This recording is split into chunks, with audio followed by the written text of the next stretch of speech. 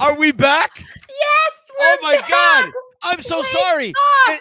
It's episode 89, and I am reading a book about Irish castles and historic homes. I love this book. Oh my gosh. But let me put this away. Why? Well, here's the thing. I too was during our week off. Sue and I went to Atlantic City to get a little getaway for a few days, and I spent 2 hours on the beach reading all about Irish castles. And Okay. I'm fascinated. I mean, if I could, I would move to Ireland in a heartbeat. Really? It's so beautiful. I have friends out It is there. beautiful. I mean, our good friends Sean and Irene are out Yep, there, they right? sure are. I mean, I'd probably move. We could move right in with them, no problem. All Right. right. So, so I started reading about these Irish castles and places I like to visit out there. This is a really great book, and I love going through it. So I thought, okay, I could read about this on the beach. It turns out we chose the worst week of the year to go to Oh. Atlantic City. It rained most of the week. It was horrible. So we had one day, Wednesday, which was actually our anniversary, which was quite a lovely day. Happy There was anniversary. Thank Nice. you, and thank you anybody else who's kind of saying that. So we're on the beach in our recliner chairs. It was so crazy because where we park in the garage to where we stay at the hotel resorts is the big Yes. casino right on the boardwalk. I kept forgetting things. So I left the chairs in the car. So I had to go down, get the chairs. I had to hustle them through the casino with flip-flops on, go on the beach, set things up. Then I forgot my iPod. Then I forgot my sunglasses. I had to keep walking back and forth, so much so that I got a giant blister on my foot from the flip-flops. It was crazy. Ow. We're sitting on the beach. It's beautiful, but it's chilly. It's probably about 67, 68 degrees. And it was okay. And so my iPod wouldn't work. Nothing was working. Couldn't listen to my music. Sue couldn't listen to her music. So she started walking along the beach, and I was done walking for the day. So Right. I'm sitting in the chair and I'm reading this book, and I'm thinking it's beautiful. And then she comes back, and the wind starts whipping the sand. It's like literally sandblasting us. It's crazy. That's And no fun. yeah, and I'm not a big beach guy. I went down there for her because this is her thing. And, she's got the job that's heavily stressful and a job she's not exactly in love with. So I thought the majority of the vacations are where she would like to go. So she was like, yeah, I'm having enough. Let's go back. Oh, So, that's a bummer. yeah, but we had a great time. Right. But, that was our day. And so I just wanted to finish up reading. And I apologize for kind of like doing it while we started our show. Don't mean to interrupt. The knife. No, I apologize. But this is episode 89. I mean, this is insane. Yes. Stacy, what were you doing on our week off? So I was in Maine to start with. Anyway, we had a lot to do, and we were trying to decide, do we fly? Do we drive? At last minute, Kevin couldn't go, and they were a little nervous about flying because the flights, all the airlines are a mess right now. So we finally we get to Maine, and some of you may have seen my post of my dad with his brother, who is 92 years old. And I just want to bring it up here. Hang on with me. There they are. And so it was very important to me to get my dad up there to see his brother because he is on hospice care and he's doing well. He's still, he's still talking. He's still bright, and he understood and knew who we were. Right. But, we just don't know where things are going to be in a year from now. And I really wanted to get him up there. The sweetest thing about our stay with my aunt and uncle, in the middle of the night, I hear singing. And I'm like, at first I'm like, is my mom on her iPad? Like, Ma, what are you doing? You're keeping people up. Are you on your iPad? And this was the sweetest thing. All of a sudden I get up, I go to the door, and my aunt and uncle are singing to each other. And I'm like, are you kidding? It was so Rocky and Adrian to me. They're sitting there he's in bed, they're looking at each other and they're singing. And so I said to them, were you two singing to each other last night? And she goes, oh, we sing to each other all the time. So she goes, let me show you. So she they did it again so I could capture it. It's 1 minute. This is the sweetest thing you've ever seen. Let's see this. Very good. Memories bring back you. Memories bring back you.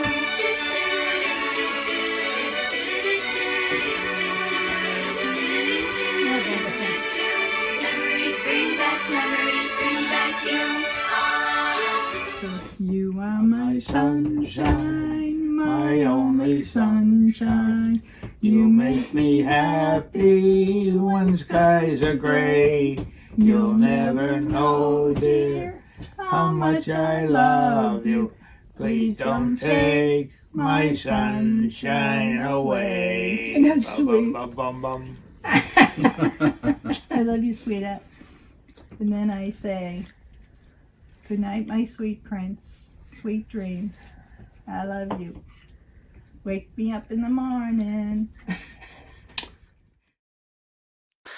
I'm like, they're doing this for me. I'm like, I'm trying not to cry. They're so adorable. And it just All right, I'm trying not to cry. I don't know if you can tell, but my eyes are definitely filled with liquid, okay? Yeah. There are no onions and no allergies going on here. That was sweet and beautiful. They're so sweet. And then I'm recording this going, this is like the senior citizen version of Rocky and Adrian. They're just the way they look at each other, but they've always been that tight. They only care where the other is. And I was just like, oh my God. And that's why I did the post. And I'm just like, go visit your family and write the letter and make the call and say the things, because you don't know when you won't be able to. And it was really the most special part of the entire visit. So I was so pleased that my dad got to see him. So yeah, that was our vacation. That was the biggest goal, and we got it done. And that was amazing. That was just now. How long is it of a drive from Tennessee to Maine? Oh my God! So it's what is it, about 4 years? Yeah, I know. It's like 16 hours just driving. Oof. That's just driving time. Where did you stop over? Did you did you go overnight somewhere? Right. So we got to Erie, Pennsylvania the first night, and then we continued to Maine the whole next day. And so I would say it was a 12-hour day and a 10-hour day to get all the way to Maine. All right. So when you get to Erie, yeah, because I have some issues with you, and I'm gonna get to these issues at the appropriate time, because I've already screwed up our order on what we were going to talk about. It doesn't matter. I have some serious issues with you. So when you get to Maine, or when you get to Erie, what direction? Clearly you didn't go right towards Philly. Okay. Now You're in listen. the state that I live in, Stacy. All right. Okay. Listen. Go ahead. Whatever. First of all, Clarksville is much further west than people realize. Not my problem. So you go up through Kentucky, up through Ohio, and then you hit the western side of Pennsylvania. So I hate the Eastern Coast route because of 95, and because you have to drive through crazy cities like DC, Philadelphia, and New York. I'm sorry. Philly is so crazy you can't come and see your co-host. I'm so sorry. Oh, one little detail. You weren't home because I would have been vacation with your wife. You weren't even home. Well. Oh, yeah. Well. All right, listen, we'll jump back in line on our thing, but since we're talking about this, listen, you did something that I thought was absolutely fantastic. Yes. You went live with Rick Babcock. Now I gotta tell you, if there's one person, look at that handsome bastard. Look at him. He looks like a Kevin James if Kevin James was good looking. You know what I'm saying? Right. Like, I'm telling you. So if you're going to skip over me and just arbitrarily cast me aside, and you're going to go right past my home where we do these Rocky podcasts. You're like 4 hours from Erie, Pennsylvania. Come on. You're 16 hours driving. What's 4 more? I went It- the Western route. Oh my God. If you're going to skip over me, which I am now seeing a psychotherapist about, if you're going to skip over me and go to another's house, at least you went to Rick's. I Right. can at least say to myself, he's a guy who is very deserving of a visit from the Rocky Files. Stacy, tell us how that all came about. Okay, so first, Rick, as you know, lives in Syracuse. So I want Tony C. So Tony C, here's the other half. These two, okay, make up round 14. Okay, Right. so they got together to do round 14. I want Tony C to know that poor Rick Babcock had no clue, like until maybe a few hours before I actually got there. I'm like, hey, Rick, you know what? I just realized I'm going through Syracuse. I got to stop and see you. Rick's like, what? It was so completely unplanned. And as I'm Wow. driving there, I'm thinking of you. And I'm like, Divorce. he's going to kill me. But it was so random and unplanned. And great. I was like, Rick is in Syracuse. This is going to be awesome. I can see him. I can meet Deb, who is the sweetest thing in the world. His wife is just adorable. So we did that. So I got there, and I'm not going to play it because it's like 16 minutes, or something like that. But it's posted on Instagram. But my God, his basement, It's amazing, isn't it? we had so much fun, and I didn't go down before I started the live because I wanted all my reactions to be like Right. genuine, and everything down there. I mean, I said it. I'm like, Mike would be mightily impressed. It was every wall. I was extremely impressed. And Yeah. I mean, Rick's got an incredible Rocky Man cave. It's Yeah. amazing. It's exciting. And I am Yep. so glad you got a chance to do that. Yeah. And then you went live from We there. did. And then- I happened to be on. I'm never on. I always miss Right. people's lives.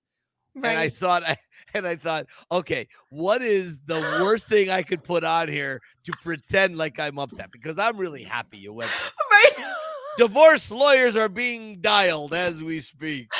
No, we were laughing so hard. I'm like, Mike is gonna kill me. I'm like, oh, if he gets on here, I'm in so much trouble. But it was so like just Yeah. by the seat of your pants, Oh, that's completely unplanned. great. And then Tony C was texting Rick like, why didn't you tell me? And I'm like, Tony C, I promise this is all my fault. I just like dropped on them like because I knew I was driving by. But my reaction whenever I saw now Josh Backhouse, he's the one who did the Mickey's Gym. Yes, he right? did. Now, Correct. it's beautiful, but I can't see it in person. Yeah. Rick's mixed Yeah. gym. Yeah, it's pretty good.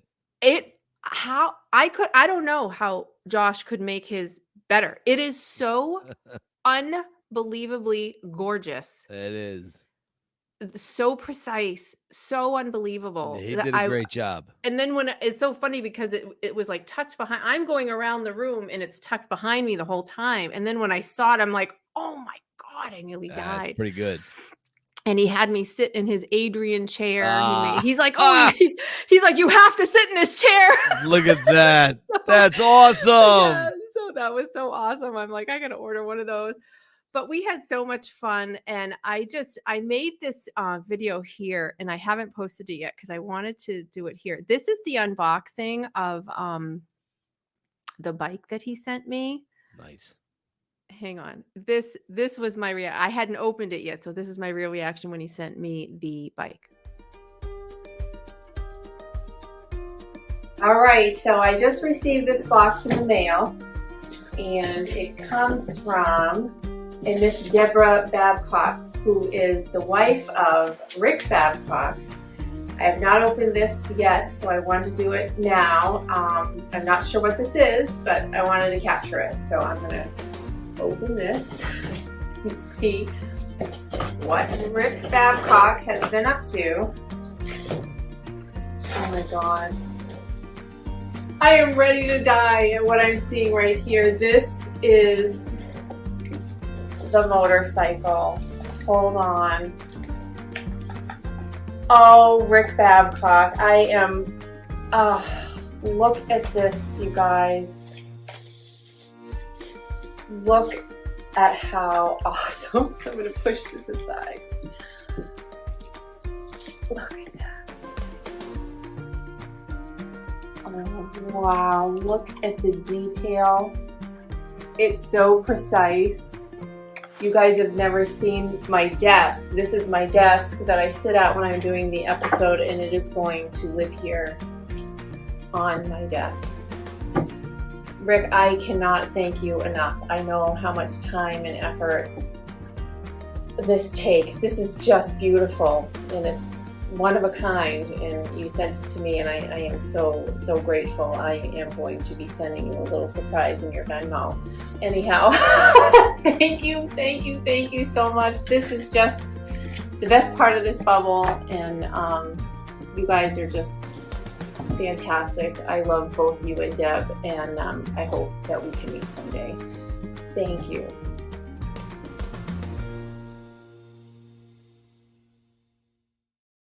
So I'm gonna be posting that like as a separate post, but it's so funny at the end. I'm like, oh, hopefully someday we can meet. Like I had no clue Right. that was gonna happen, and then all the way I'm looking at my root, going, oh my gosh.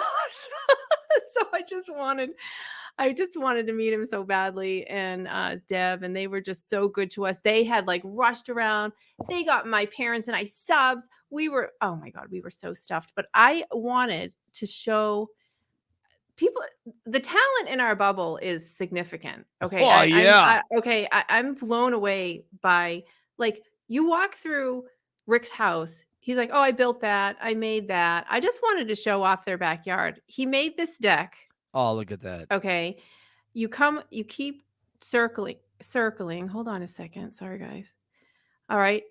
Over here, there That's used to be two beautiful. ponds. He's like, oh, I don't like the two. So we got rid of the two ponds and made one large pond.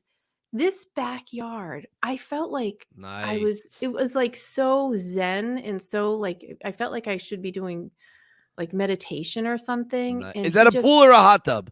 I think that's a hot tub, but he Okay. built all of this. It's That's unbelievable. Yeah. And then like I said, with the Mighty Mix gym on top of it, the bike, he's so talented. He's so kind. They were so welcoming to us. And then on the way back, don't kill me. It didn't happen because I got sick and I'm a little congested, but right now I have Dayquil. I was going to stay with them on the way back. And then I got sick, and I'm like, number one, I'm not going to get Deb sick. And then his parents live right next to them. So I'm like, I'm not going to then get his parents sick because they're the same age as my parents. Right, I mean, we don't right, need to be right, making elderly people.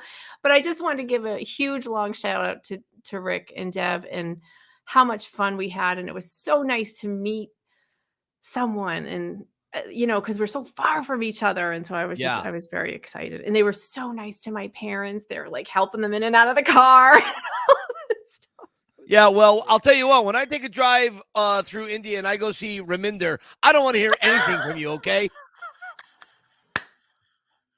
Listen, Raminder, love you, my friend. You're the farthest person I could Yeah, think of I for a think he is. comedic effect. So I have to use that. Raminder, I love you, my friend. I do. Oh gosh, Raminder. Yeah, we sent Raminder a surprise gift, so he's going to be getting that shortly. We'll be talking about that when he I receives it. Yeah, cannot wait. for his 40th is October 7th. So a bunch of us, as you know, put together a gift for him. But yeah, what was I going to say? When I come to see you, God forgive me for saying this, but it's like I want it. That's not true. It's so happening. I want to just come with me, like me, myself, and I, and You Kevin, should. if he can get the time off, because Bring Kevin. when I go, I want to be footloose and fancy free. And so I have to like make sure I arrange some home care for my parents while Yeah. I'm gone. Yeah, Because yeah. when I get to the steps, it's not like I'm bringing them to the steps, or I they would never know. be able to do any of that stuff. I want to go there and be completely Well, free and relaxed. let me suggest something for your parents. Yeah. So, my parents are still in fairly decent shape. They're still upright. So I've been thinking about this. And if I ever need to come up with something to sedate my parents, I would go with NyQuil and duct tape. So just Sure. think about that. Okay, so Yeah, I'm sure that would go think over about well. NyQuil and duct tape. I mean, just duct tape their legs together to like a radiator or Right. something, Right. It'll and keep just them safe. overload them with NyQuil, and they just sleep right through. You see the commercials, everyone's happy. Stacy, this is episode 89, 89. and we are so off our track that Right. and it's my fault because I jumped Okay. way far ahead. I just saw the opening and I went for it, like Yep. Lawrence Taylor going after Jaworski or Joe Theismann. But anyways, episode 89. What was going on in Sylvester Stallone world in 1989? Yes, there was Tango and Cash, which I need to watch again. I haven't seen it in a long Oh, time. really? When's the last time you saw it? Probably about 4 years ago, maybe. 3-4 years ago, Yeah, yeah. it's been a little while. Yeah. And I don't know why, because I love this movie. It's a fun movie. It's Yeah. a fun movie, and I think it's the only comedy where Sly excelled. Okay. Now, we all know Sly's a very funny guy. Right. Personally, he's very, very humorous Right. and hysterical, but it didn't translate in Oscar, Stop or My Mom Will Shoot, and so on. So I think in Tango and Cash, maybe he was able to bounce it off of Kurt Russell. Right. It was Jack Palance. Jack Palance. That's what it was, Stacy. Jack Palance.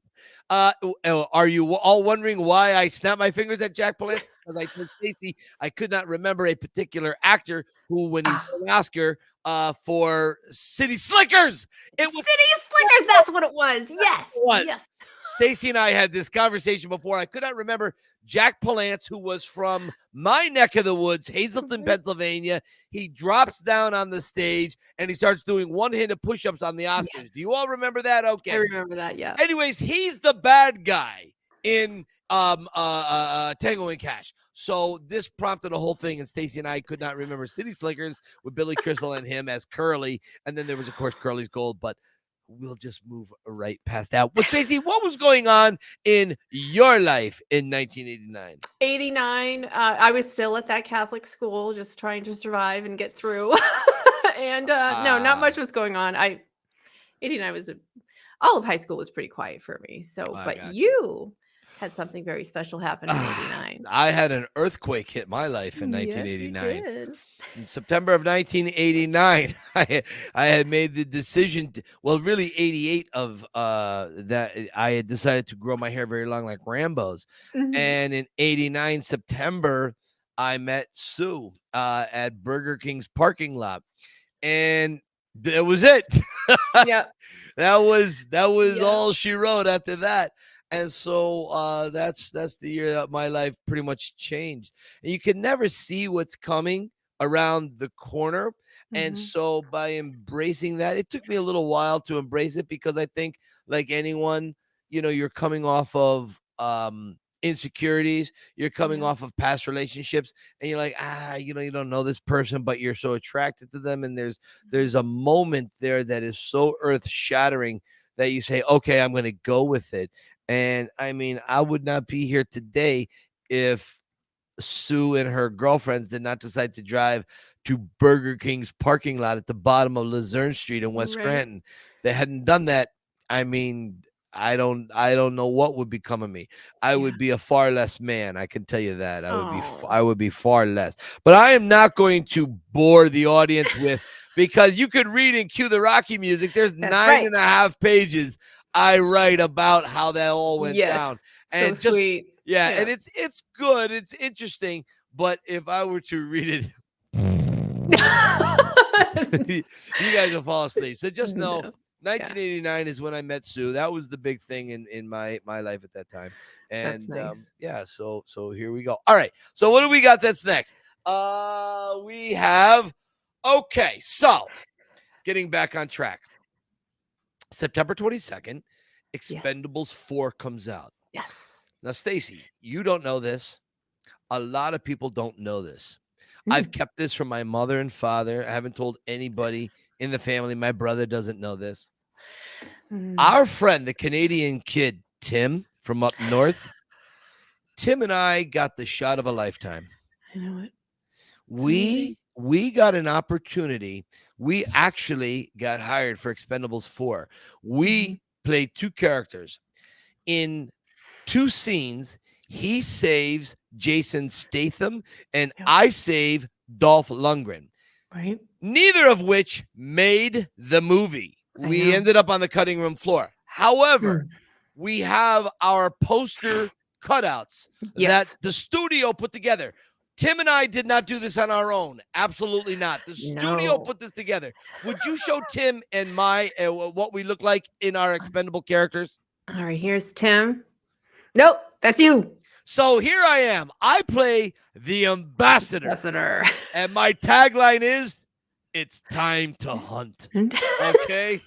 So there I am. And what I'm holding is an Uzi, which was a Rambo prop, water gun prop. I've got a bandolier of bullets, and I have a Rambo 4 knife hanging around my neck. And I have the, I don't know, what is the other? Oh, I have the Rambo 5 by Dietmar Polar knife hanging around my neck. I don't know what I'm doing, a karate move. I'm waving for a cab. I don't know what I'm doing here. But that's my poster. And where's Tim's? And here's Tim. Look the at detonator. how cool the detonator. Go Look figure, at go that. home. I love Look that. at the guns on this guy. My God. So, Tim, here's to you, my friend. We didn't make it in Expendables, but we made it in life. Keep punching, my buddy. Keep punching. That's so awesome. I didn't know Tim. I think Tim posted his. I didn't know you had one. I was like, oh my gosh, look at that. Yeah, Tim made one for me, and then I was on vacation, and then I said, okay, I got to go and do one. I got to tweak it a little bit with some of my props that I have here at the house. Right. I mean, that the studio had to put out. Yes. Right. Yes, of course. Of course, because that's all real. Back to your 89, you had two pictures you wanted me to show. Yes, Stacy, those pictures. So here's something. In 1990, here's a color photograph of me standing outside of Mighty Mick's gym. Okay, there's little Mikey Kunda. I'm 21 years old.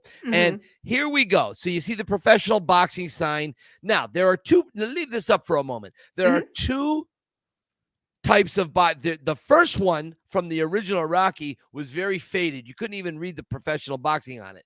This was a reproduction of the first one they had for Rocky 5. Rocky 5 literally finished filming about 5 months before this picture was taken. Now, what are we looking at? We're looking at a mural on the side of Mighty Mick's gym where Rocky Jr., him and his girlfriend Jewel, they paint this mural because the building was covered with graffiti. And Rocky and Tommy Gunn come over. I've posted this on Instagram, so you guys can go check it out. But it was a deleted scene. This mural never made the movie. Okay. Now everyone knows they're redoing Mighty Mick's gym, and you see the boxing gloves above the H, T, and Mighty. Yeah. Well, those boxing gloves are going to stay there. The majority of those gloves are staying on the post. They're going to have that as a little throwback to the Rocky movies. That's the only thing that's going to be there that's left. Okay. Nice. All right. This is 1990. Put up the black and white one. Okay. There you go. If you guys can enlarge it or zoom in or whatever, that's me in 2003. The link had just opened. That night, I'm up here with a good buddy of mine, Joe Ayub, who actually set me up with Sue. Long story. Joe is Sue's cousin. A whole long story there. Anyways, this is Mighty Mick's gym, closed, vacant, and you can see the fully painted red plywood is above the door, which I now have above my shoulder. My shoulder here. Yes. So Joe and I had gone up there in the morning to take a look at it. The reason I was in Philly in 2003 is because Springsteen was at the link. And so I was going there later that night, and, I had gone up there. Now, this was only maybe the third time I had been at Mighty Mick's gym. Little did I know I would have 3,000 times I would be at it because of the tours. Right. Well, yesterday, something happened to me that was beyond anything. Yeah. Let's play the video, and then I'll tell you how it all happened. Something you don't often see every day. The view. Yeah, where am I?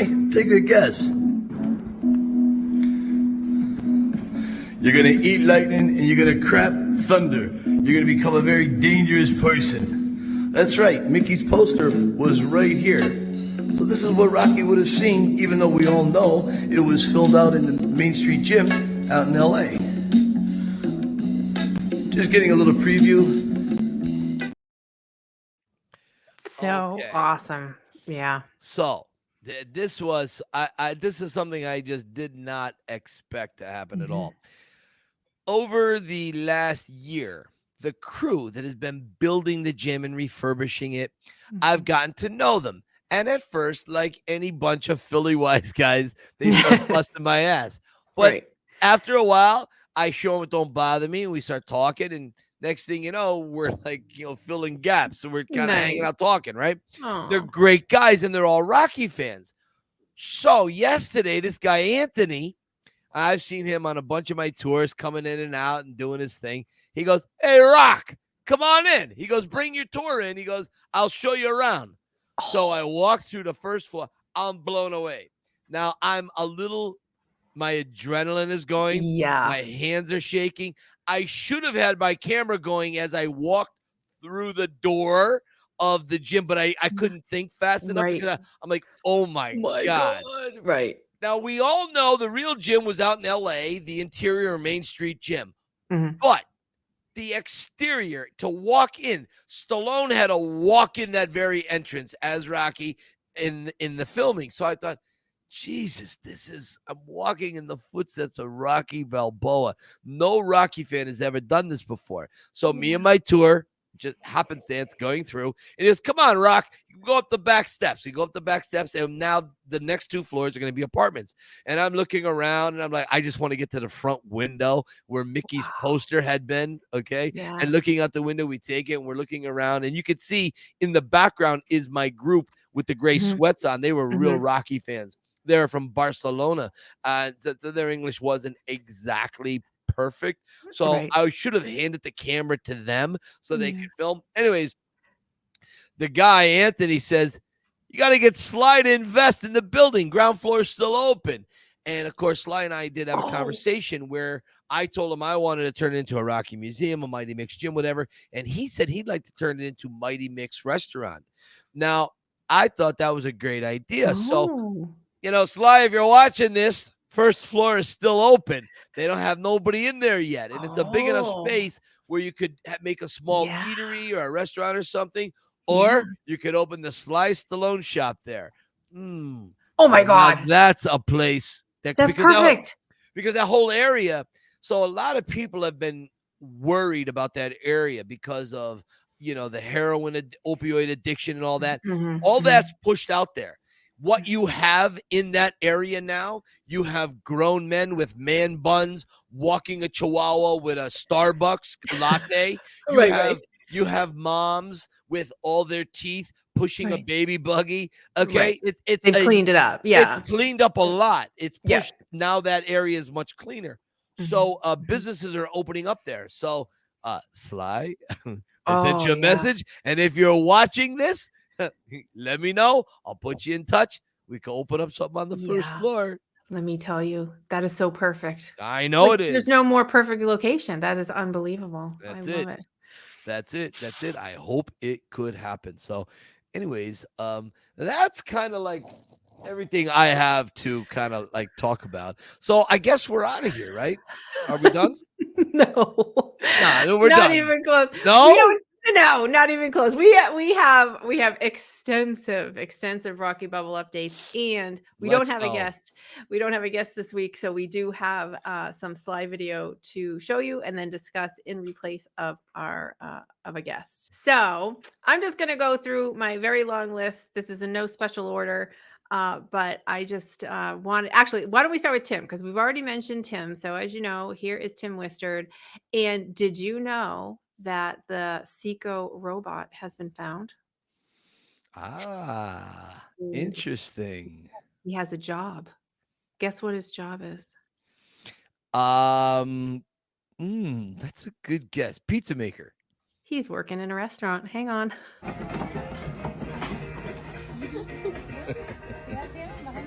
cannot move forward. Could you please make way for me? Let's go. My name is Phoebe. Welcome to our restaurant.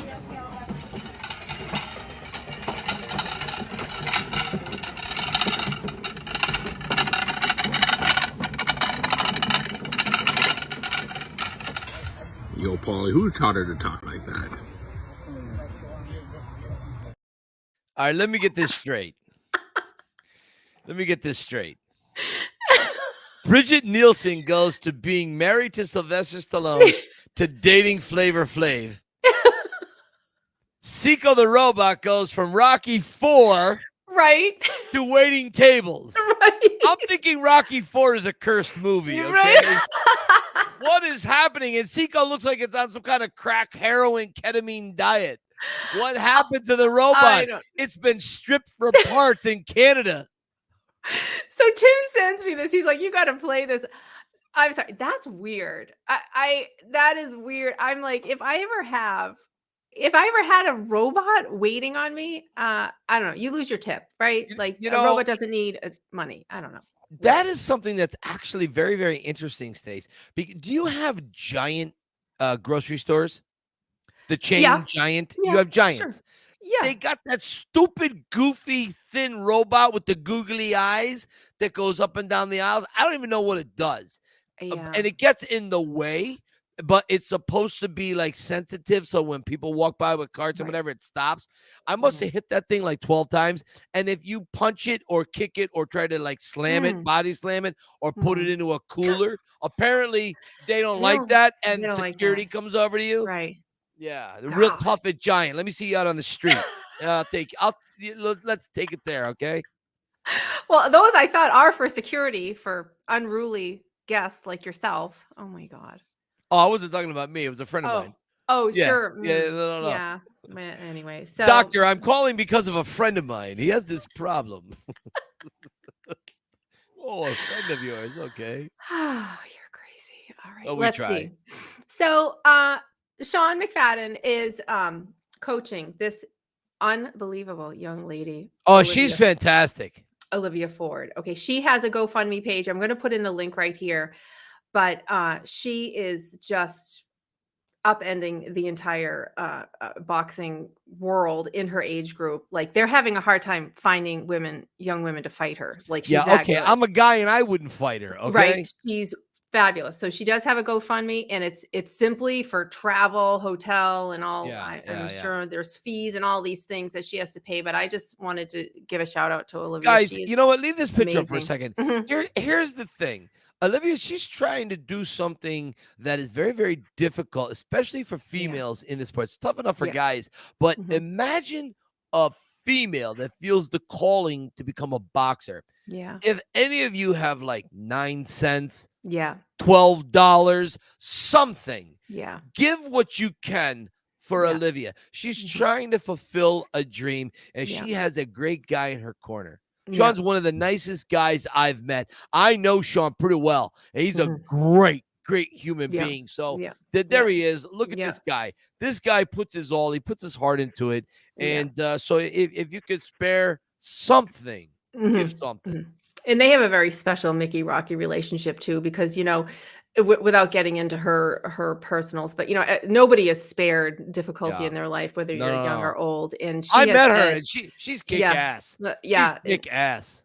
She says Sean has saved her life, and boxing has saved her life, and has really given her something to focus on and shoot for. And I just love their story, and I love seeing her. She just keeps going, and she keeps succeeding. She's amazing. You gotta love it. So I just wanted to give a shout out to her. I'm just checking my boxes as we go. All right, now our favorite, let's see, Rocky couple here. I shouldn't say that because we have so many Rocky couples we love, but Mike and Jess. I just want to do a baby update here. Oh my goodness. Yeah. Look I can't even take it. How cute. So this is Michelangelo. Now, this is, I hope they don't kill me because this is the cutest thing you've ever seen. Let me just find this video. This is Mike trying to get the baby to laugh. Watch. Papi, I'm the king of the rumba beat. When I play the maracas, I go jig, jiggy, boom, jig, jiggy, boom. The rumba beat. When I play the maracas, I go jig jiggy boom, jig jiggy boom. There is no greater sound than a baby giggling. I was like, Who you doesn't love guys, a baby giggling? Come on.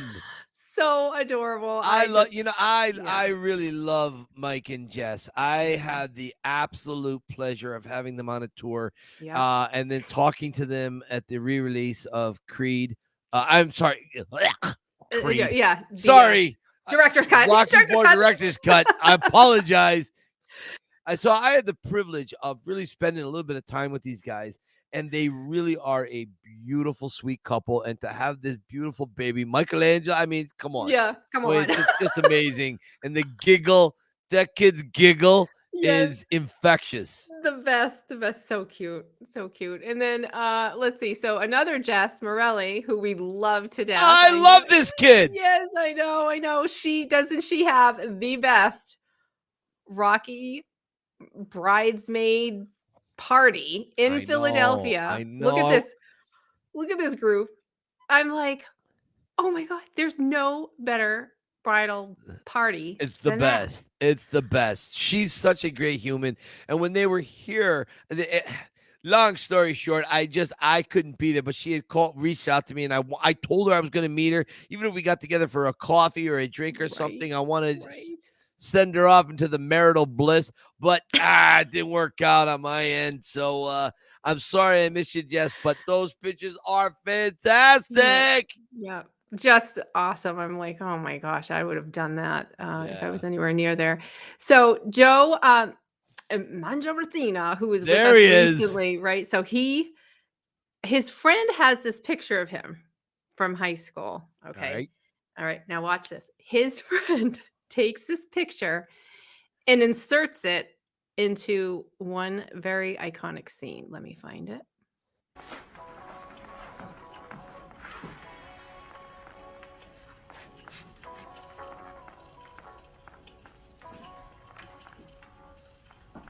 And this turtle food I got here, this turtle food I got here had more flies in it, no more moss in it than flies. More fly, more moss than who the hell cares?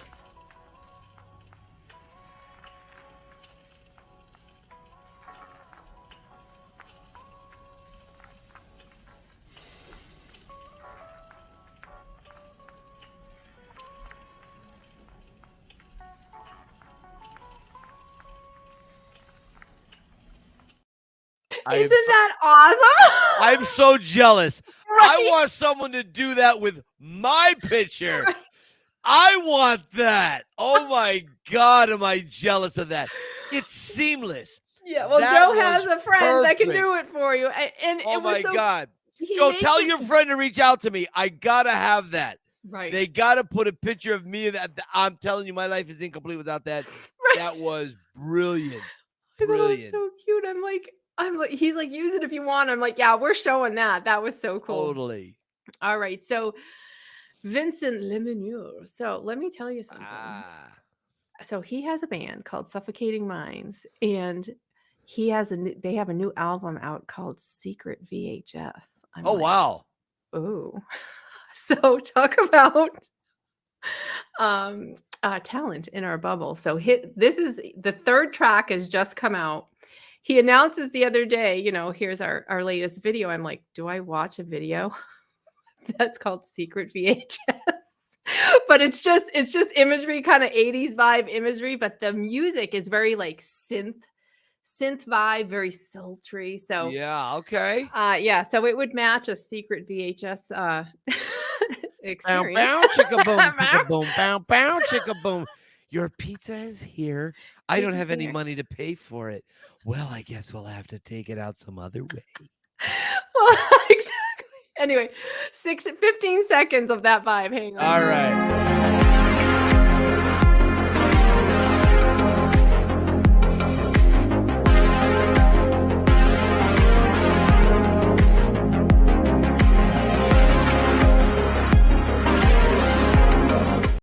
So I was like, all right. woo. I'm hearing the training montage from Rocky IV in that. Okay. Really? Yeah. Of course. Yeah. Drago climbing the thing, right? The Right. machine, Rocky running through the snow, and you hear that. Yep, I can't that's do it true. because I'm not musical, but I hear that.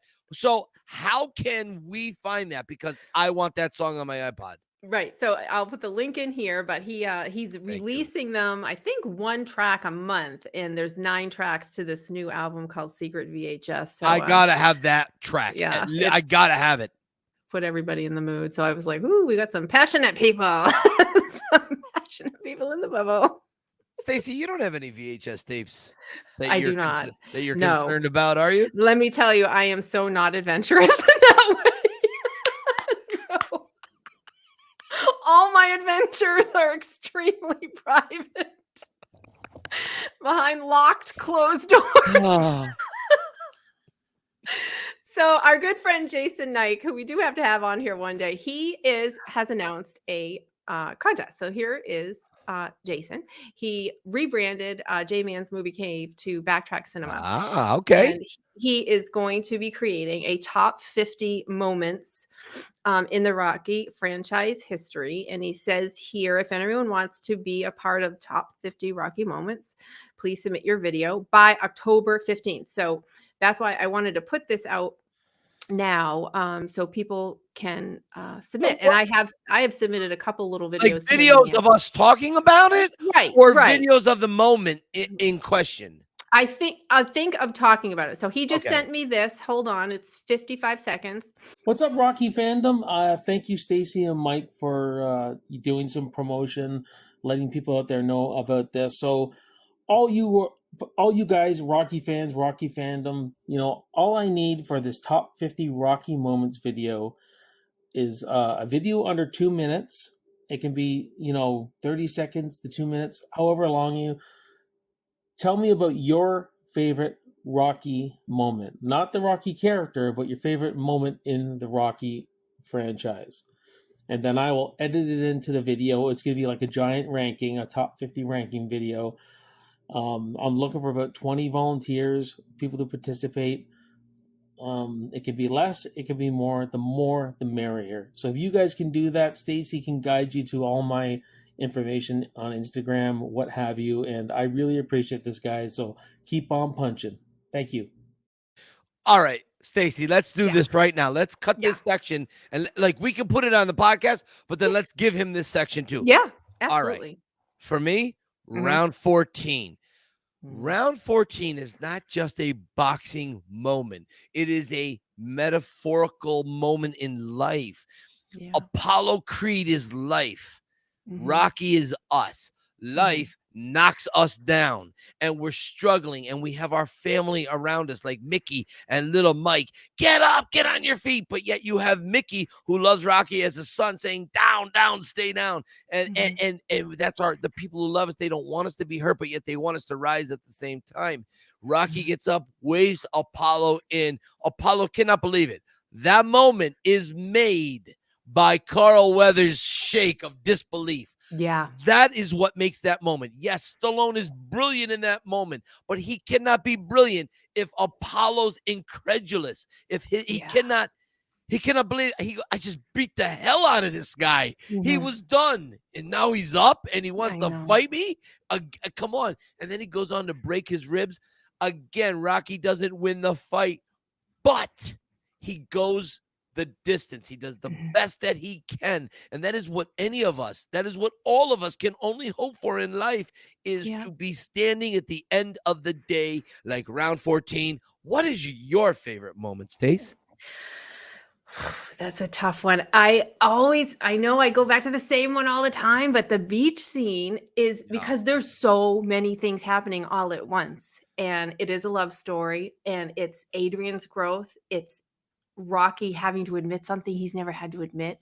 It's him saying, I have to walk into this afraid. He's like, I'm never afraid, and he has to admit that to her, but she goes toe to toe with him. Like, she knows him best, and she knew that she had to keep pushing him to get it out. And until he said it, he wasn't going to get over it. And so they just, to me, that, not that they aren't equals all along, but right there, they're really equals. Like she is just really pushing him. And I just sometimes being there for someone isn't necessarily a pretty conversation, Yeah, right, and I think that's what she understood in that moment, that I have to push him somewhere that he's uncomfortable, and he had to be man enough to say that he's afraid. Yep. There were so many things happening in their Yeah. relationship and what she understood about him, and I don't know, I swell, like, my neck and my chest, like, every time I watch that, I'm just like, oh, it's so quintessentially them understanding each other. It was a very intimate moment because I don't know. I don't have the words as usual, You know, but I love that You- moment. it's a great moment, Stacy. And the thing I love about that moment is it's so funny. Adrian says, "Boy, are you an orange, aren't you?" Do you know for 20 years I didn't know what she said? Oh, really? Boy, you an orange, aren't you? But in the way she talks and the slang Yeah. and all of that Mhm. and the echo of the movie theater, I could never understand what she was saying. Yeah. So one day I put the words out. What's it called when you do the script? Oh, yeah, the captions, closed captions. Closed Yeah. captions. So and boy, are you an orange, aren't you? I don't know what I am. I just know I'm a liar, and because of that, Mickey ain't here no more. And I thought, an orange. But like, of all the things she could choose, she chose an orange to simulate him to. I just thought that was the funniest, awesomest thing. I love that. She's saying, "You're human, aren't you?" No, but I thought an orange. Boy, Right. are you an orange, aren't you? Yes, But "You're she's human, saying, aren't you?" but you're human, aren't you? Aren't you? But Yes. that's my point. The whole Oh. time got I'm it. thinking I didn't know what she was saying. Same. Then I thought I knew what she was saying as, boy, are you an orange, aren't you? Because that's what the closed caption said. Boy, are you an orange, aren't you? Oh, I missed I that don't part. know I'm what I sorry. am. I don't know what I am. And Rocky's all confused. He doesn't know what the hell is happening to him. He's just boiling forth all this emotional baggage. Right. I love Oh that my gosh. scene. And if I had to pick a second, of course, it's Yo, Adrian, I did it. That just I never don't cry when he it's like he didn't care about anything except to just I did it. You know what I mean? Talk about It was like the 15th take. yeah. Oh, really? Screaming. Oh, well. He Yeah. was literally screaming for the first 14 takes. So he's so hoarse. And why does that work, Stacy? Because after 15 rounds, you're exhausted. Exhausted. You are depleted of everything. And that is what it would sound like if that in that moment. But of course, he's not depleted. He really but from yelling his hoarse, and it was perfect. Perfect. I love that. Love. So I also wanted to bring this up to say happy Rockyversary to you. You posted this and then I reposted it, and I just such a special day. And what I wrote there, I mean 100%. It could never what you've created can never be duplicated. It's just like it can't. You can't. You're like your own little universe inside the Rocky bubble. And I just was when I saw that, I'm like, ooh, repost. You know what's interesting about this? Arnold Schwarzenegger just said something that I absolutely subscribe to. When Arnold came from Austria, didn't know English, knew nothing. He had no idea he would go on to become one of the biggest, greatest action movie star personalities ever, not to mention governor, influencer, inspirational speaker. And so he's talking on this podcast, and he's kind of going over his early days, and he's reciting what someone in Hollywood told him. He said, Arnold, the ladder to the top in Hollywood is so difficult. It's impossible. And Arnold says, so what? I'll build my own ladder. I'll put my own ladder there. And I thought, wow. Yeah. You build your own ladder. Don't go where everybody else goes. Go put your own there. Blow out your own path. And I had to do the same thing. Nobody was going to hire me doing anything that I could have a decent life at. It was always going to be lower middle class income. It was never going to be upper middle class. So to do that, I had to do my own thing. And boy, when I hear Arnold talk sometimes, people can say what they want about Arnold Schwarzenegger, but I really respect and admire how he went. And you know what? Here's a little plug. Arnold doesn't need a plug from us, Right. but I think October 10th or October 8th, I'm not sure the date, he has a book coming out. And it's it's more of an inspirational book about the things he did to get to the top. So look for that. Yeah, I can't wait to read that. I'm going to order that very shortly. So anyways, thank you, Arnold. Yes. Want to do the podcast? Yeah. Oh, could you imagine? That would be epic. I know. A few quick more things. Just Stephanie was on our podcast many, many moons ago. I have to put up the episode number here. I can't remember, but seriously, look at how awesome she is. So she kicks ass. She is in the middle of this weight loss journey, and she is just episode 43. There it is. Yep. So if you have not seen her episode, she is wonderful. And the weight struggle is real for so many of us, including myself. All of us. Me too. And she's in the gym and she's kicking butt. And so here she is in the middle of her weight loss journey. And I just wanted to give her a thumbs up because it's so hard.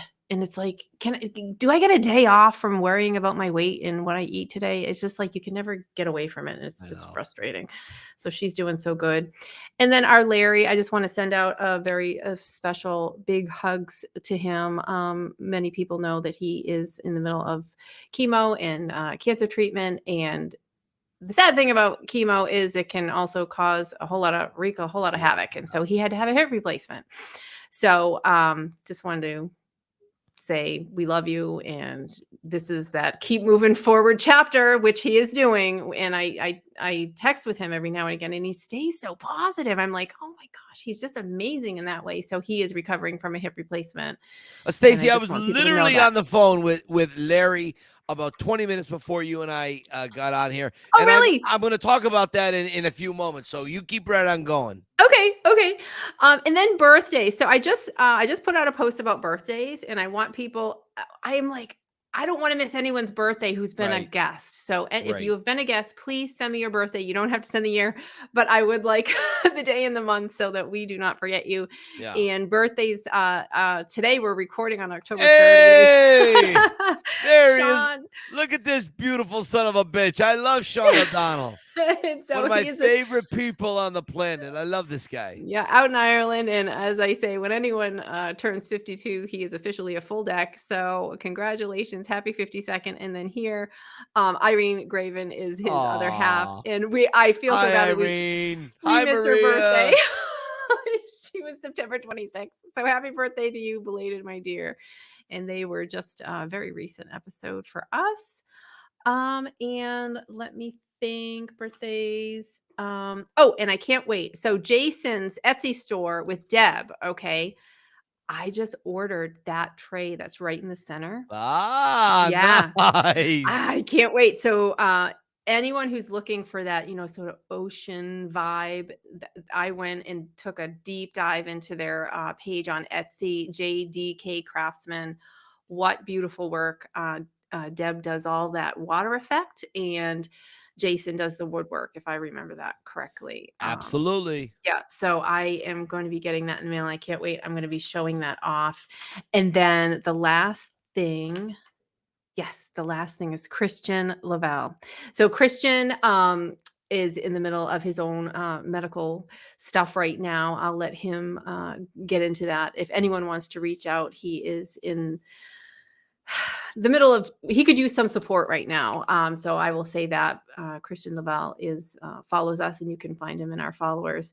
He sent us this very cool thing. A friend of his sent him a signed Burt Young picture, and I just wanted to show it off. That's awesome. Isn't this gonna fly now? Bill Conti. Look at that. Awesome. Burgess Meredith. I love it.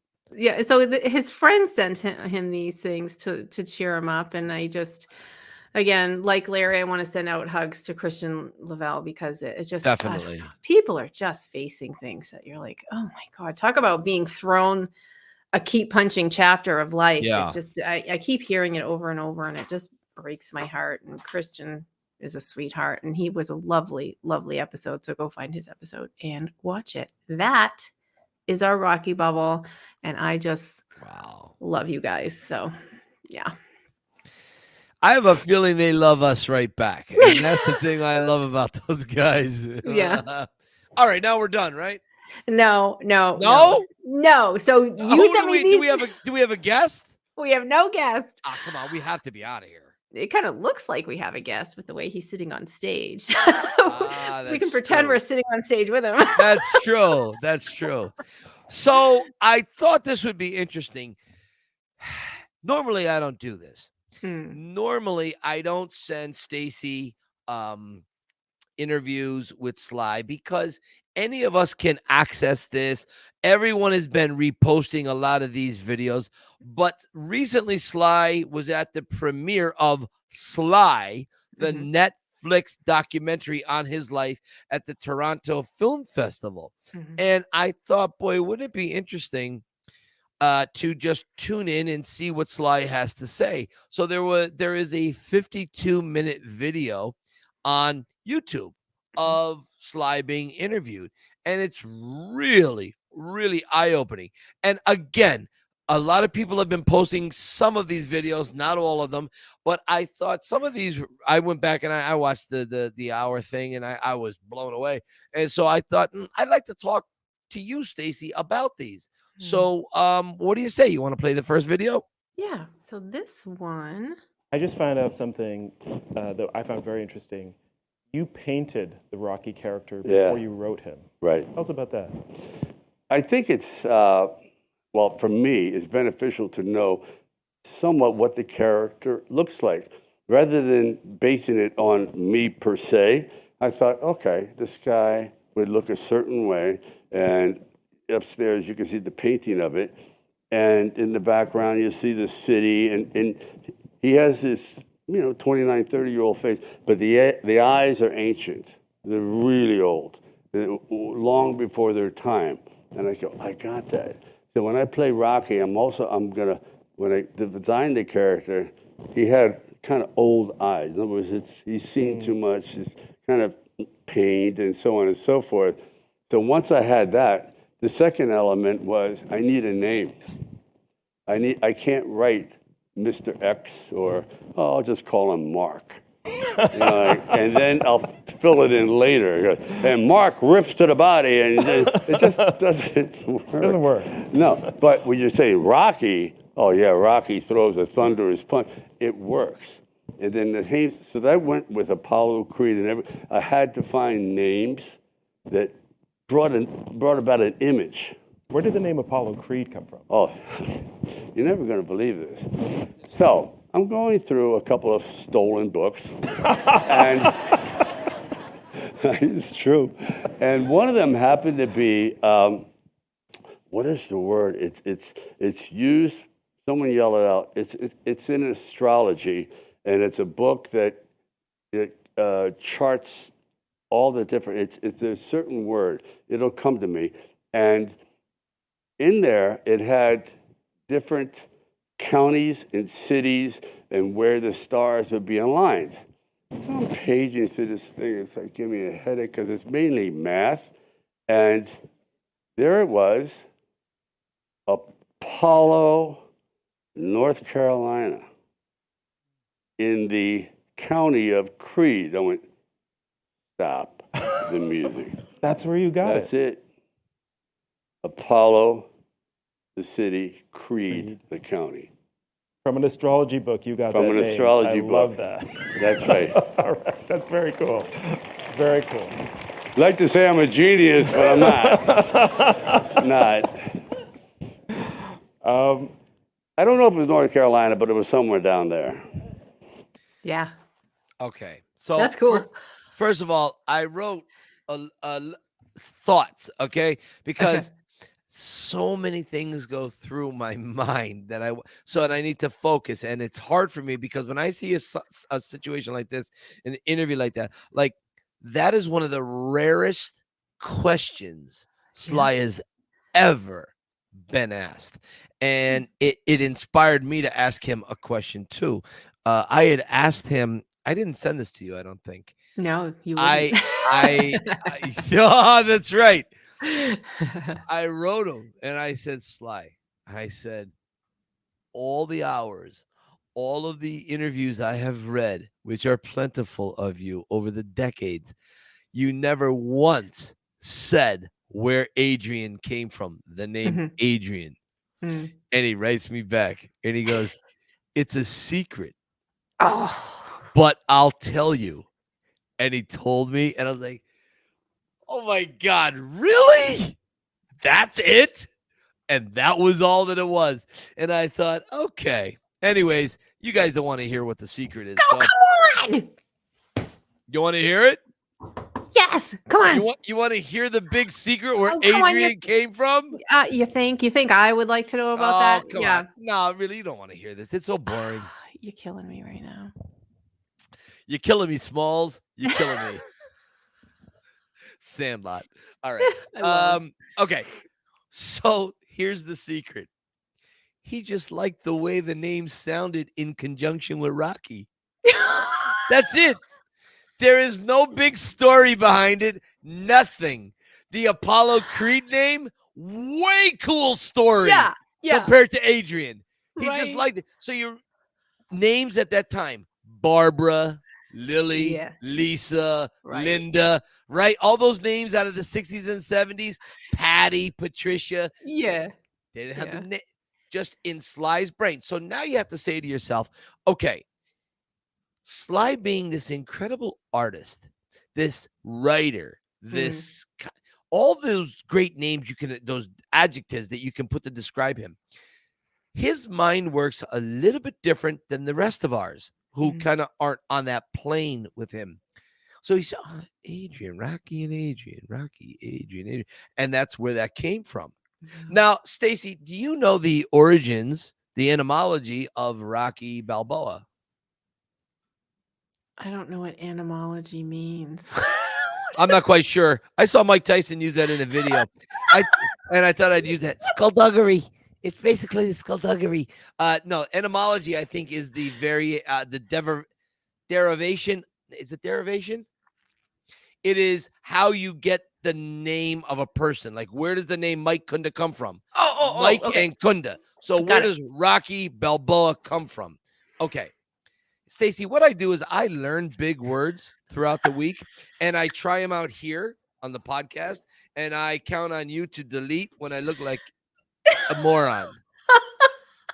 Is this one of those moments? This is one of those moments. So you be the judge. If you want to leave it in, fine. You want to take it out? Might. That's fine too. It could be kind of funny. Rocky Balboa. So is it okay if I go a little long here and talk about this moment? Yes, please. Okay. All right. Yes, we love this. All right. So I have had the privilege to become friends with Chuck Wepner. Chuck Wepner has been someone who has been very, very good to me over the last 10 years, 11, 12 years. And we all know the story that Sly has said numerous times that he saw Chuck Wepner, this 50-1 underdog at 36 years old, go up against Muhammad Ali. Right. That was the catalyst for the idea, because he was having a hard time coming up with what is going to be the opportunity of this love story. What is going to propel it? It's going to be a love story with these two losers who find solace in each other. But what is going on in the background that's going to move it to the end for 2 hours? And if it was going to be a cab driver, and it's going to be this and that and whatever, an out-of-work actor, but nothing was really working for Sly. Nothing was really coming to hold on to his imagination, and then let it tumble around in his mind. And after he sold Butkus, he goes home and he talks to his first wife, Sasha, and she says, you did the right thing. You couldn't afford all of us, so you had to get rid of Butkus. So go see the boxing match. You're a boxing fan. And so he sees this match between Muhammad Ali and a far outclassed Chuck Wepner. And he says, that's it. An unknown gets a shot at the title. But the thing is, a lot of people back then they didn't know necessarily Rocky Marciano. Marciano had been champ back in the late 50s. And so he had gone in, I think in 68, he died in a plane crash. And so his name was far removed from social pop culture. Rocky Marciano was Sylvester Stallone's idol, his icon in boxing. Okay. Kirk Douglas was an idol of his, and also Charlie Chaplin was an idol of his. I don't know if I've ever gone in depth into Charlie Chaplin, but anyways, so all those people, they've contributed somehow to Rocky. Well, Chuck Wepner fighting Ali, that's just the catalyst, the idea of a fight. Right. Not necessarily Chuck himself. Right. But the fight of an unknown fighter, and Chuck happened to be the unknown fighter. Marciano, Rocky comes from Rocky Marciano. Now, we know this for several reasons. One, Rocky Marciano's poster is up above in Rocky's mantle. And Mickey comes, you kind of remind me of the Rock. Remind me of Rocky, but I ain't got no locker, do I, Mick? So there's that whole thing. So that's where Rocky comes from. And here's where I talk to my good friend, Larry Brem. I love this guy. I think this guy he's such a great guy. We were calling each other back and forth to text messaging right before we started to record today. So a Balboa, it comes from one of several sources. And I'm actually unsure here. It's either Balboa Park or Balboa Boulevard. Now, let me explain. Balboa Park is not an actual park that you walk around, feed the ducks, and fly a kite and look at trees. Balboa Park is the name of a town, a section of town, okay? So Sly has often referred that he lived near a place called Balboa Park. Now, Balboa Park is about 9 miles from where Sly wrote Rocky in that hotel off Hollywood Boulevard. So think about it this way. And I was talking with Larry about this, and this makes a lot of sense to me.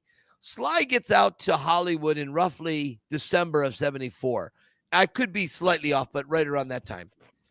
His car breaks down. Henry Winkler has to come pick him up, Fonzie, and help him get an apartment, okay? Yes. Now, he's a struggling artist. He's got no money. He's barely able to put groceries and pay the rent.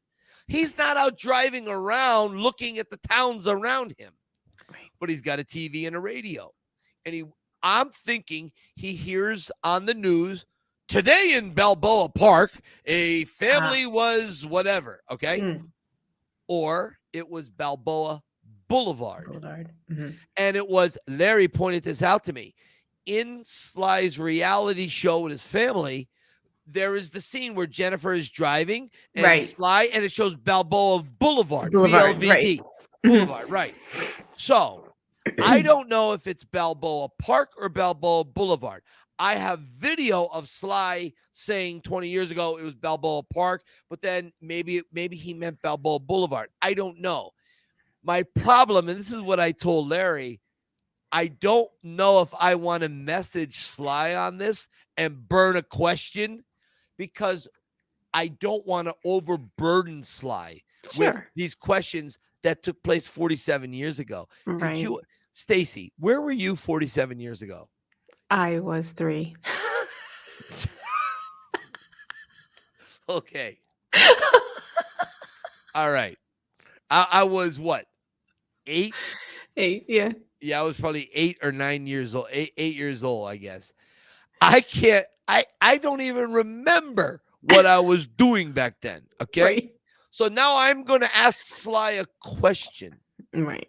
That is going to tax him. And I don't want to put him in a position to tell me, I don't know, because that's a big deal. So here is my summation that I think it's either Balboa Park or Balboa Boulevard. And Sly is watching the news while he's writing Rocky. Now, if you read the book, The Rocky Scrapbook. Oh, okay. Do you have this, Stacy? I don't.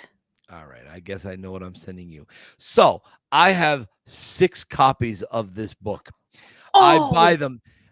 Did you ever see the movie with Mel Gibson and Julia Roberts, where Mel Gibson is nuts and he keeps buying a copy of the book The Catcher in the Rye? It's a conspiracy thriller movie. I'm not recalling it. Yeah. I forget what it is, but it's a really good movie. Anyways, Mel Gibson is this spy that was like brain tortured and he forgets about it. But The Catcher in the Rye, it's a whole thing. Anyways, wherever Mel Gibson goes in the movie, he has to go and buy out all of the Catcher in the Rye books. Oh my gosh. He has to buy these books. He has like dozens of them, right? Okay. I have so many copies of this because someday this thing is going to be worth thousands of dollars. Oh my God. Sly wrote this book a few months after filming finished of Rocky. Okay.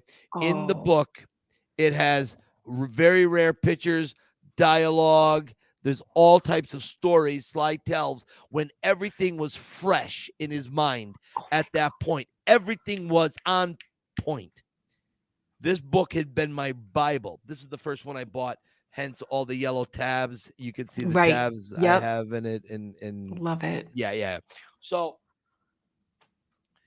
in this book, so many facts and figures and thoughts of Sly's are in there that were fresh. And I find it really, to me, is the Bible of Rocky. It's brilliant. Anyways, what was my whole point? I just lost my train of thought. Why was I bringing this out in? Balboa Boulevard. You were worried about burning a question. Yeah, right. So in this book and two other ones, this is where they talk about, Sly mentions Balboa Park. It was just down the street from his house. I think he says that. But looking in the area where he lived, there was nowhere near. He wasn't anywhere near Balboa. So I don't know what he was getting at. Anyways, the point is, this is my summation, my thesis, where I think this is what inspired him for Balboa, the last name. It wasn't Balboa the explorer like Columbus. It wasn't anything like that. So then Larry and I were going back and forth with a few thoughts that led me to get to this point. So anyways, that's where we think Rocky Balboa came from, which is a pretty good guess. You know, he's always... Even if he doesn't answer you right away, he's always answered your questions. You know what I mean? It's amazing. I think he appreciates that you even care, that you're thinking that to that much detail.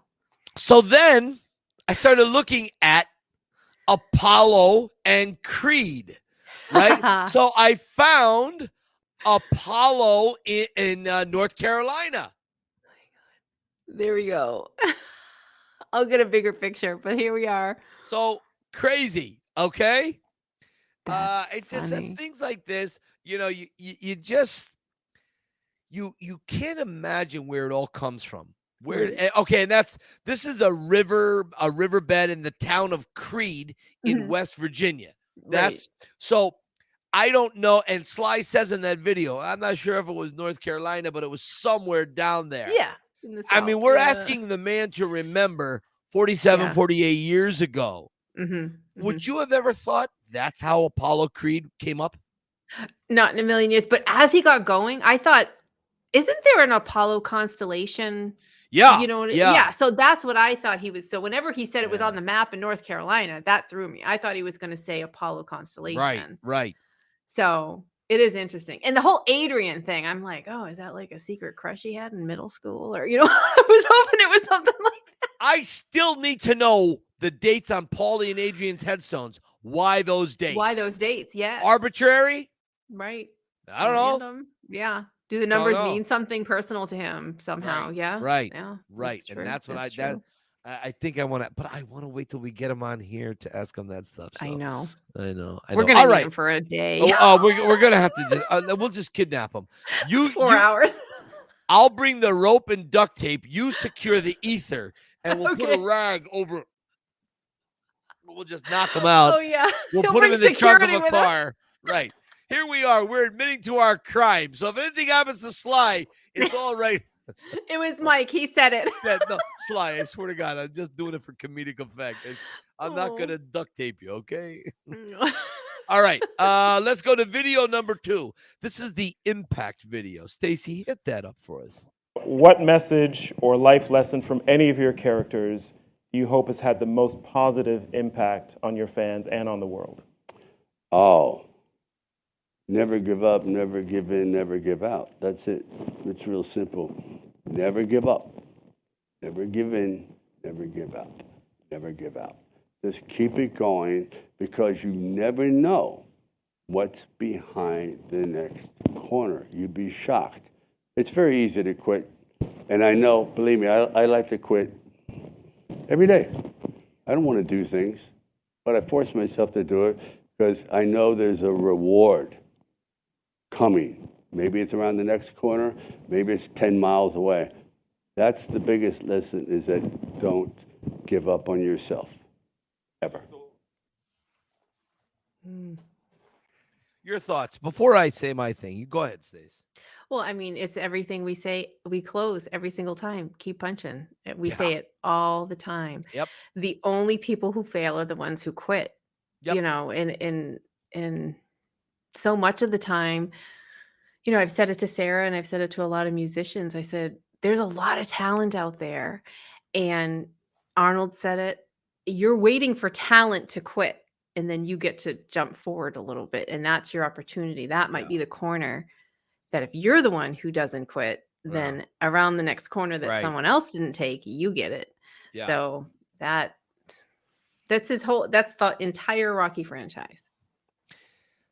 I think about what he said there, and I think about how I didn't enter the Rocky Lookalike contest in 2006. I didn't. I refused. And I told everyone, don't get on my case about it. Don't get on my back about it, because you don't have to live inside my head of insecurities. Had my friend Rhea, Steve, Greg, and Alexa at the Victor Cafe, had they not chosen to write the letter and send in the picture Sue gave them as a gift of me and Sly, no, I would never have the cojones to have entered that lookalike contest. That was that nationwide. Yeah. All the states could enter this contest. And I look back on that and I said, Mike, you were so afraid to enter. You were not going to do it. Somebody else had to push you to do it. If my parents could tell you, if Sue could tell you, I work out of fear my entire life. Right now, 2023, I work out of fear. I am so afraid to try something new because of failure. But I sit in this room and I look around and I remember the words that he says, you know, never give up, never give in, never give out. I think about that one punch at a time, one step at a time, one punch at a time, one round at a time. I think about all those lessons that he told us. It ain't about how hard you hit. It's about how hard you can get hit. All those cheesy, corny lines that are in the movie are so perfect for life. Yeah. If you just open yourself to that, let that wash over you. Believe in that philosophy. I swear to God, it is the truth. It is how I live my life now. And fear still kicks my ass all the time. There's opportunities that come my way that I turn away from, and then all of a sudden they're still there, and then I say, I should grab onto this, and then I go and do it, and it's a success, and it takes me down a new road. So if I could just tell all of you, don't let fear rule you. Accept fear. Take that fear on. Put your hands in it and just get dirty and messy from the fear. Seriously, imagine fear is a giant bowl of pasta, spaghetti, and it's got the red sauce, and you're gonna dive in and you put your fingers, and the spaghetti sauce is dripping and the noodles are dripping, and you drape it all over you. Roll in the fear, right? Accept it, and then eat that fear. I'm telling you, I did it and it worked for me. So I'm telling you, if it can work for me, it can work for all of you. Don't let fear define you. And that's what he's saying there. Stacy, 3. So we have 2 number 3 and 3A. The first number 3. Question was, from all your films, which character do you most connect with? Exactly. Well, obviously, I could do Rocky until I'm 100 years old, because there's so many different stories that I could. He doesn't have to fight in the ring. There's so many fights in life that he can tell you. One more round is right. Rambo, I could leave him. He's done pretty much, even though they want to do another one, I'm going, what am I fighting? Like arthritis? I mean, you need a break already. Jesus. Stop. It's the truth. I love characters. I love Copland. Yeah, great movie. You know what I mean? Yeah. I like films. I actually like Paradise Alley. I liked a lot. No one saw that. You saw it. Okay, yeah, here it is. That Cobra to me was half-baked. I could have done better, but I wasn't concentrated enough. I felt as though that's something I should have directed, and I didn't, and I regret that. So one thing about making movies, besides watching your hairline recede, you go, God, why didn't I try harder? Why couldn't I have done that better? And now every young actor I work with, I say, you better look at making films with, you have about 10 bullets. Everyone has got to hit a target now. You just can't go out there and be sloppy. And if I see you come on the set holding pages, you're now learning your lines because you think it's fresh in your mind. That doesn't work that way. It's a skill set. Acting is a skill set. You must not know your lines. You have to understand what they mean. And that takes time. Just like in life, it takes time to understand people. You just don't get it like that. And I would say that's the biggest thing I try to pass on to people. I said, pretend this is your last film. Would you be this sloppy? Would you be this casual? Would you show up 3 hours late? I doubt it. And that's kind of like sunk into a few people. Not enough, unfortunately, but it's the way I look at it now. I look at every scene as my last scene. Stacy, what actor shows up on a Sylvester Stallone movie in a scene with Sly and they don't know his lines, their lines, and the guy over in the corner selling newspapers lines? Yeah. You get the opportunity of a lifetime. Right. Who does that? And the fact that Sly says people die, like I wish he could name names. Obviously, I understand he can't name names, but who is such an arrogant moron? Yeah. I'm sorry. That is what I told you that drove me the most crazy. I'm like, who in the hell dares to show up to a Stallone set unprepared? Like, are you seriously that clueless at the opportunity you've been handed? No. I couldn't believe it. I'm like, somebody showed up to your set learning their lines as they walked up to you? Like, what? No way. Not in a million. If I had a 30-second spot with him, I would know that scene inside and out. I would know everyone's line 30 minutes before it and 30 minutes after it. It's just rude. It's crazy. Stallone. What the hell? You show up prepared. Exactly. Don't you want to make a mark on this guy? Yeah. You want to take a stamp, a metal stamp with your initials on it and a hammer and hammer it into his forehead so he doesn't forget who you are. Right. I know I did. I wanted that. I mean, how are you not prepared? So idiots. But so let's go to Cobra. Yeah. Oh my God. Yeah. He felt that way about Cobra. Cobra's one of the greatest 80s vibe movies ever. A little outrageous, a little over the top. It's Cobra. Point. Oh my God. Yeah. And so, but knowing what I know, and I have a lot of research on this and conversations that he's had, and like, okay, everybody knows, I think hardcore fans know Sly was up for Axel Foley, Beverly Hills Cop. Right. And what Sly wanted to do was turn Axel Foley into the Cobra character. Right. And this is a quote from Sly. He wanted to turn Axel Foley into a Bruce Springsteen with a badge.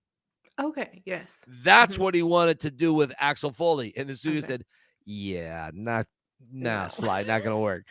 And they were right, Mhm. because Eddie Murphy, Axel Yeah. It Foley, was come on, awesome. the Yeah. best, the It was best. awesome. But what does Sly do? He goes and does Cobra. That Right. was his Axel Foley in Yeah. a way. Yeah. However, and I'm going to put this out there to fans. To me, Marion Cobretti and Barney Ross are Yeah. like one and the same. They That drive similar Yep. vehicles, right? They dress True. similar. They have Very the same. true. It's like Barney Ross is Cobra 30 years in the future. Like Mhm. that's how I see Yeah. that. That's very true. It's I love how he is humble enough to, the decisions you make in the moment or in that Yeah. year or wherever you were as a director in your development of your talent, Yep. your acting, Yep. your writing, and he could, when you look back 30 years more experience, of course you're going to see things. Oh, I wish I did it this way. I wish I did it that way. But I appreciate that he can critique his younger self and be that honest and transparent about it. I really like Stacy, that. quick question. What is Mm. your favorite vehicle in all the Stallone movies? I guess the Lamborghini. I don't know. The Rocky 4 Lamborghini? Yeah, yeah, I could see that as yeah, being a close second. yeah. Mine is the Cobra 1950 Monterey Merc with the chop Yeah. top. Mhm. Oh, that car is sex. That car is a sexual beast. I love the Cobra car. Oh my Yeah. God. And speaking Oh, of Larry, I should throw in a few pictures here. He saw it. he did. He saw Yeah, it. he told me he went to, Yep. you throw them in here. Look Yeah. at that. Oh my God. Look There at it that. is. Wow, Larry. Look at that. Oh, look at that one. That's incredible. Yeah, that he was at the set there. That was very cool. All right, Stacy, our So, last video. last one. He never thought he'd get past Rocky Balboa. Take us through that. I never thought I would go past Rocky Balboa. Rocky Balboa to me was the best thing I ever did because nobody wanted it. I was done. I was finished in the business completely. Studios would say, "You're done." It was like Tootsie. Nobody likes you anymore. Yeah. Kind of thing. Yeah, it was over. Who's going to see a 60-year-old boxer coming off of Rocky V, which was a failure? I said, but I'm telling you, this is not about boxing. This is about the relief of grief, moving on in life. And so if you say what is what film I'm most proud of, without a doubt, is Rocky Balboa because nobody wanted to make it, and it was made. Great movie. And that was my best writing, too. Yeah. Also a great It film. was my best writing, too. So got that done. Love. Yeah. Okay, so this always gets me very emotional. Anytime Sly talks about Rocky Balboa, Mhm. my God, this was a brilliant, underrated movie back then at the time. Nobody wanted to do this. Sly literally was playing on the beach with the kids. He was Yeah. golfing. That's it.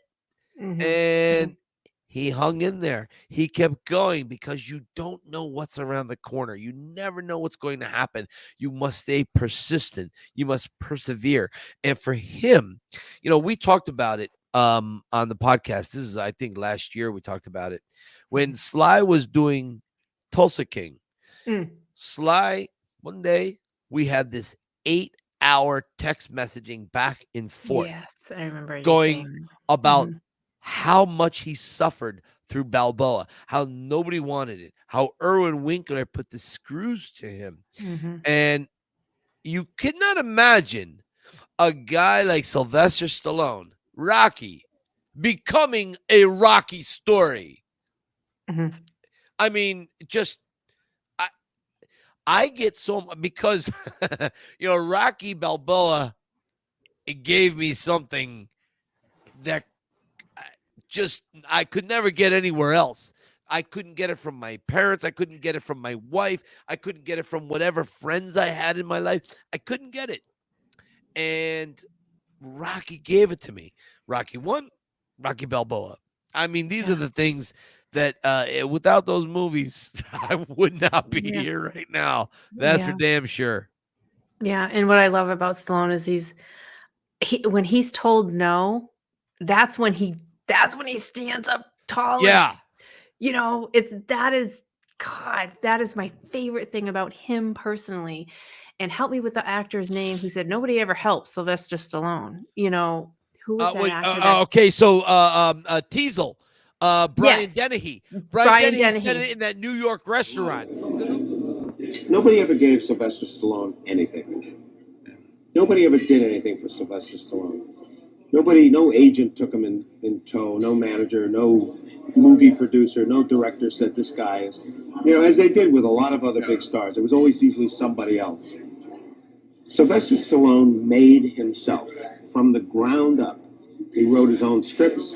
He wrote the part that he became a star in, Rocky. He created his own self. He created it right from the ground up. People have a tendency to forget that. Nobody gave Sylvester Stallone nothing. Nobody helped him. Yeah. That is proof of that. He's like, Yeah. nobody wanted to do Rocky Balboa. He got it done anyway. He didn't get Beverly Hills Cop, so he did Cobra. I mean, he paved every time he said no, he paved his own path. He found a way to do it.